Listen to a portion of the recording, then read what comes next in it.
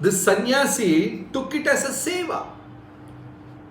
And by the time the elderly Nadamuni passed away, and sannyasi is wondering, I have given this promise to my guru that I will bring back Yamuna. Now he is a powerful king. I will not get audience. I can't meet him. And the king is not going to listen to me. So he was wondering what to do. This is just one seva he has got. And this is the way to please his guru also. I have to bring the king back. So this sannyasi was thinking, breaking his head to find a way. Then he found a way. What he did, he got a special saak, spinach, special kira, kira. I don't know what you say for that in English. Spinach, some kind of thing. So he got this.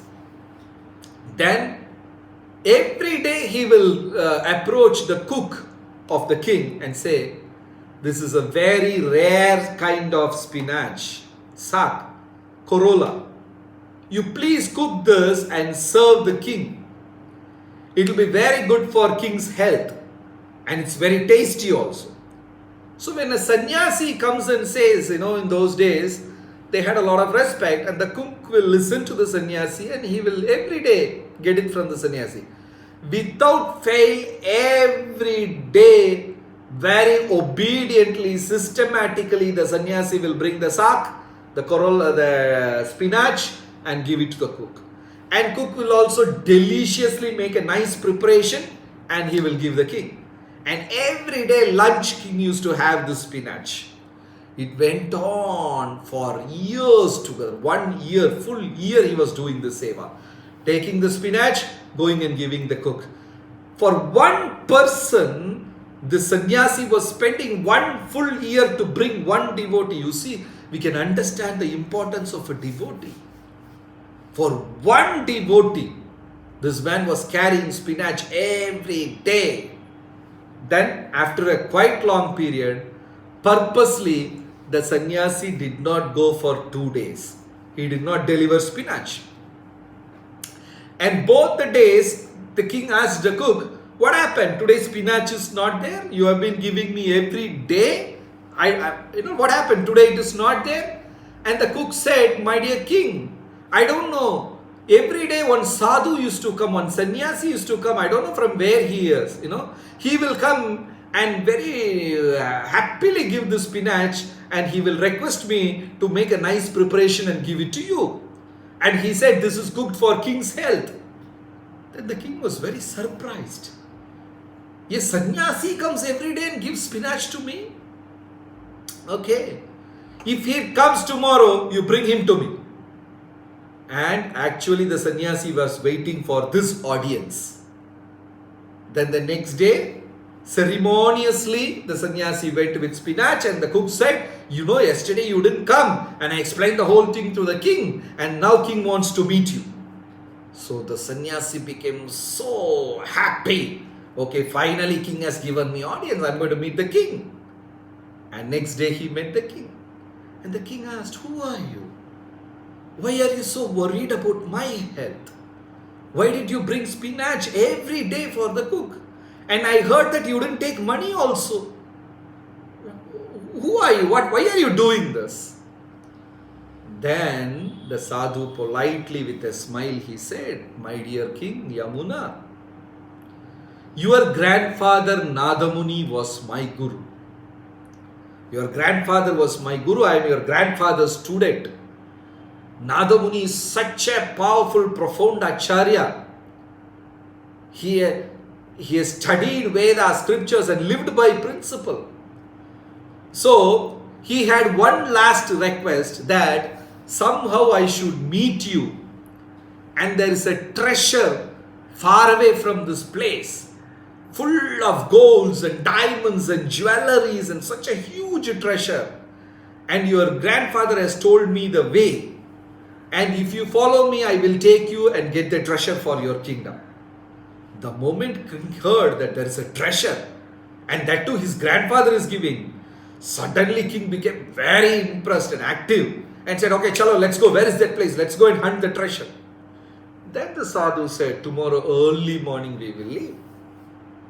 Then the king followed the sadhu. Both of them were traveling by horse. This is the most beautiful thing. The sadhu did not preach a single word to the king. He did not say, go and chant, do this, do that, don't do this, don't do that. The sadhu did not say anything. Throughout the journey, sadhu at a particular time, he will take his japamala and chant. Sadhu will sit in a place and meditate. Sadhu will have deities along with him. He will open the box and do puja and arati.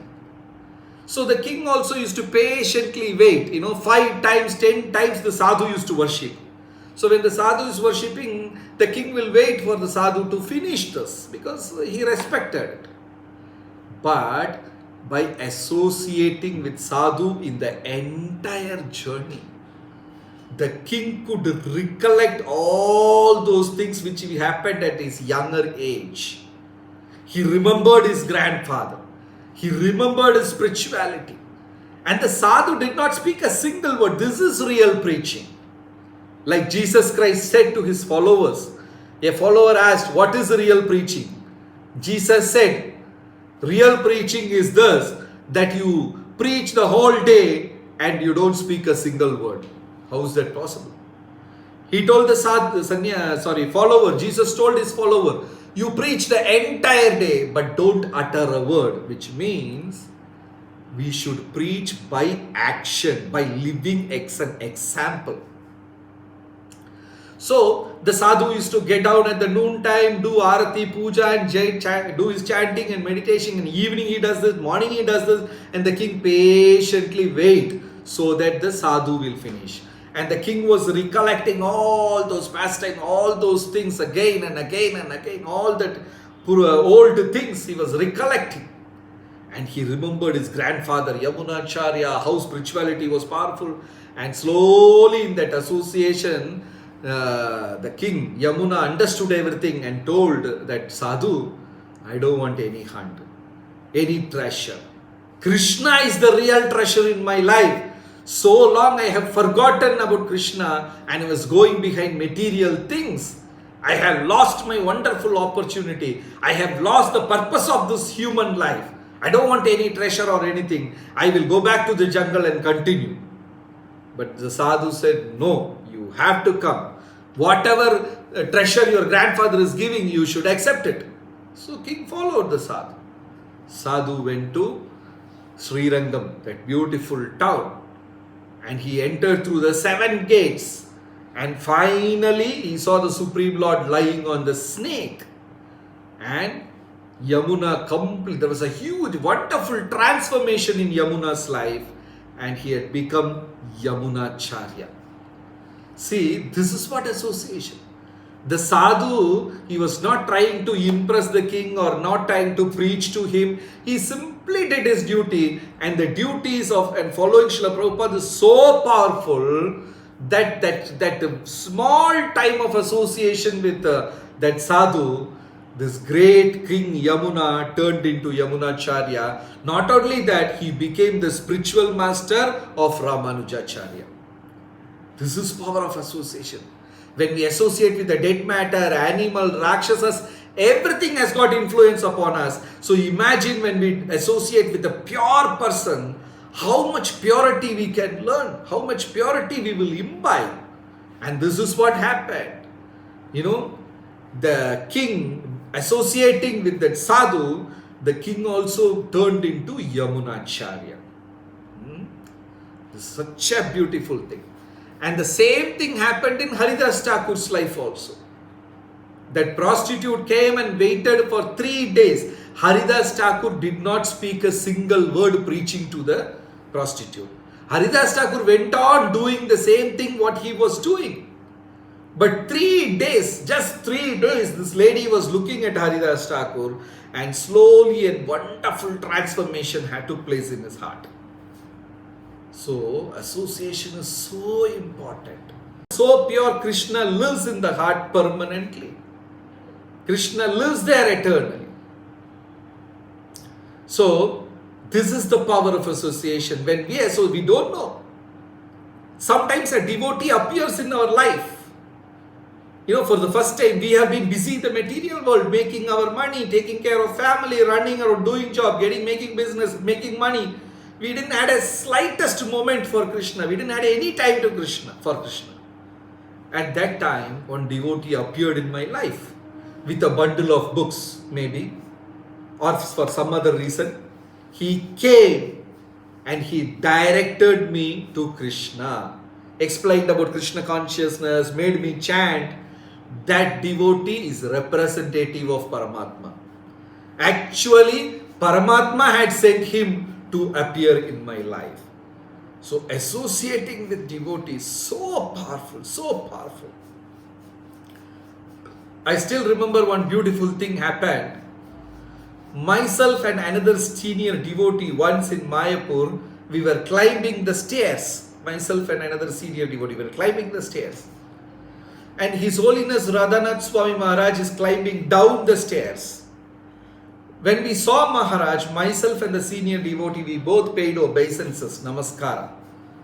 Immediately, Radhanath Maharaj turned towards the left so that he can be accommodated in the tiny step. The step is not very broad. It is a narrow, short step. So he turned towards the left and paid full obeisances back to this devotee. And the devotee said, Maharaj, please don't do this. No need. You don't have to do it. And Maharaj smilingly asked, that means I should not chant Hare Krishna?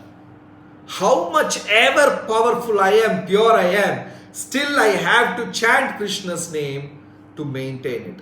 So Radha Maharaj said symbolically that paying obeisances to Vaishnava is also as equally important as chanting Krishna's name.